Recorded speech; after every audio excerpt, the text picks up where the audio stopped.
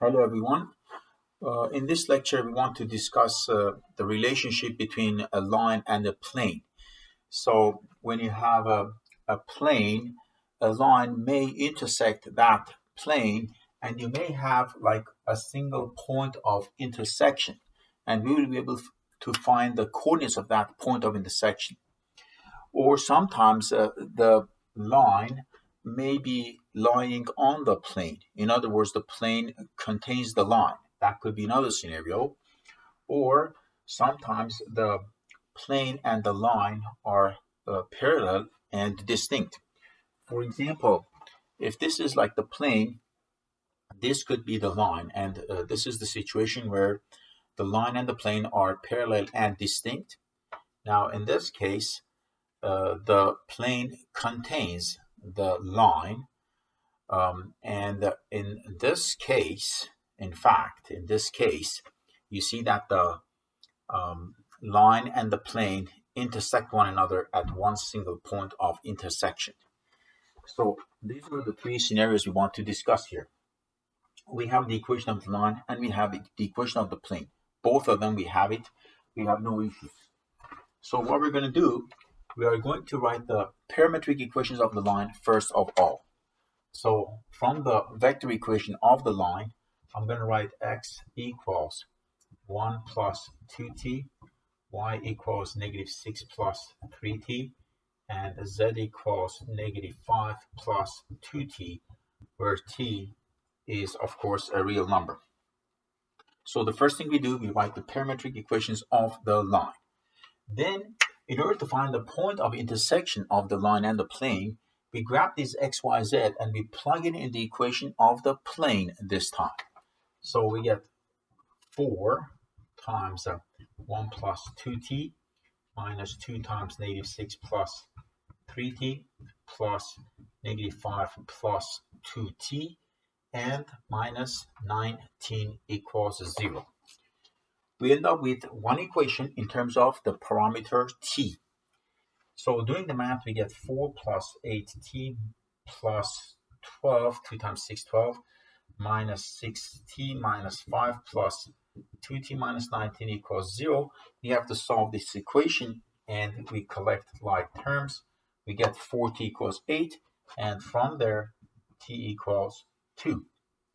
So for that particular value of t equals 2, among millions of values that they could potentially have, the x, y, z of the line satisfy the equation of the plane, which means that we're talking about x, y, z of point of intersection.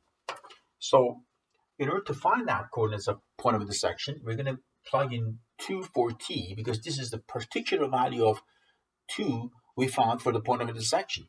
So we're going to say if t equals 2, then x should be 1 plus 2 times 2, y should be negative 6 plus 3 times 2, and z should be negative 5 plus 2 times 2. So from here, x is 5, and y would be actually 0, and z would be negative 5 plus 4, which is negative 1.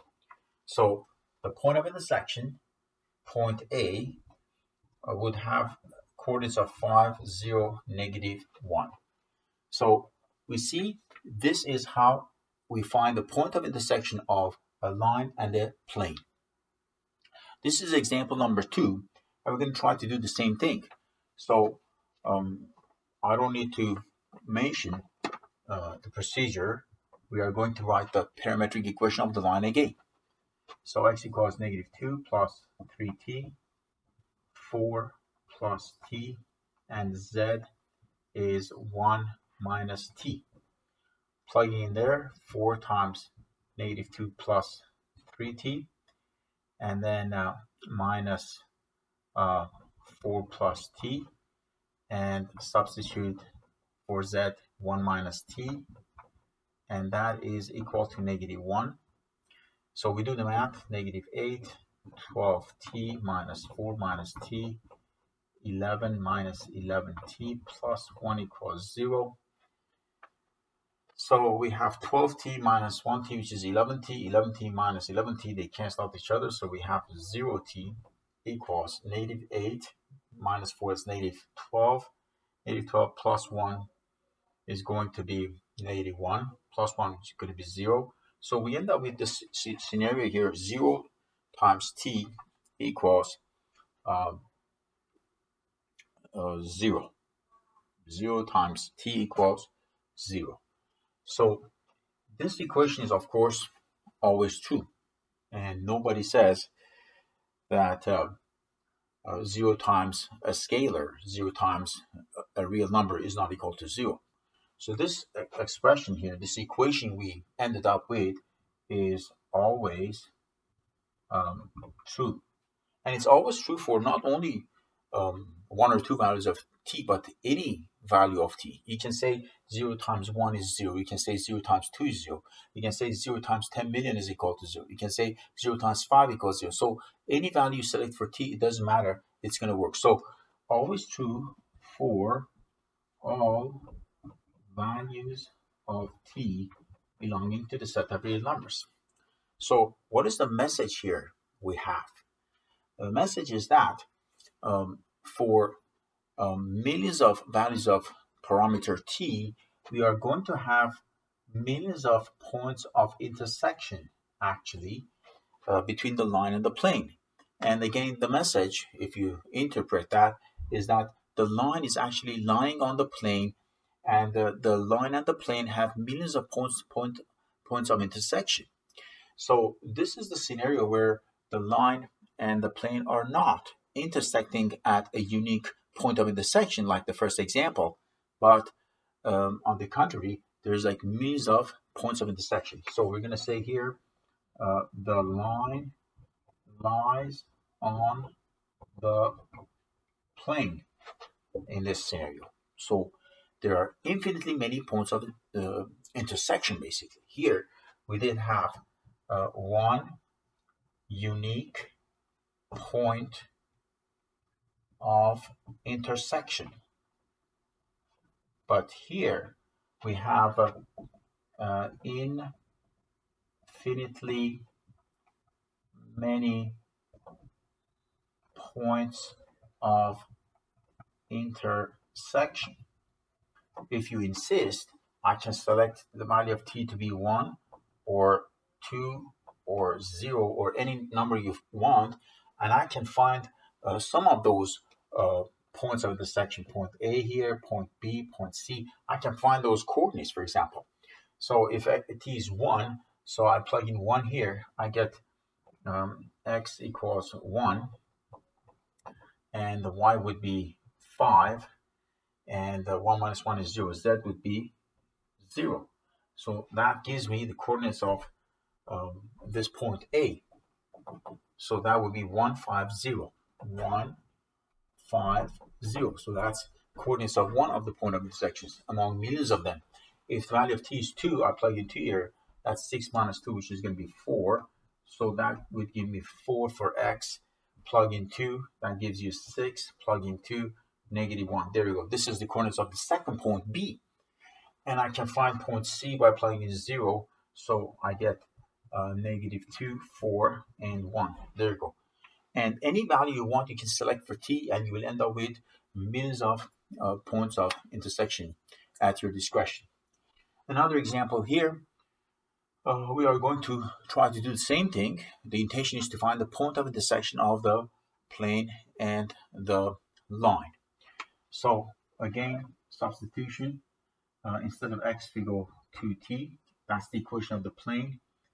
Plus, instead of y, we write 1 minus t. Instead of z, t minus 4. And then minus 4 equals 0. So we get 2t plus 4 minus 4t plus 2t minus 8 minus 4 equals 0. Add them up, you get like 0t.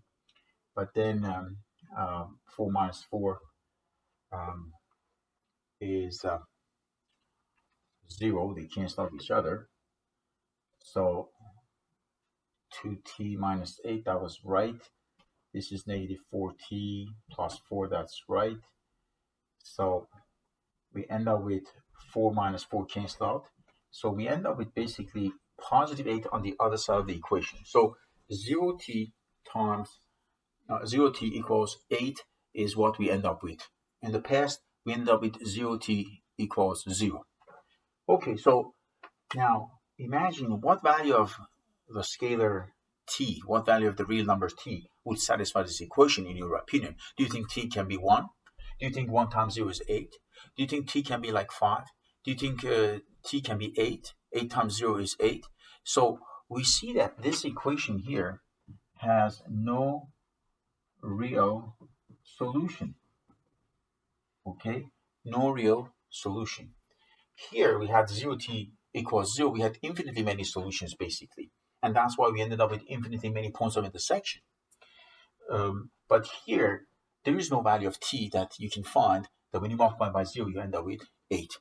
And the meaning of this, the interpretation, is that the line and the plane actually do not intersect one another. So we're going to say, therefore, no point of intersection. So this is the message, no point of intersection.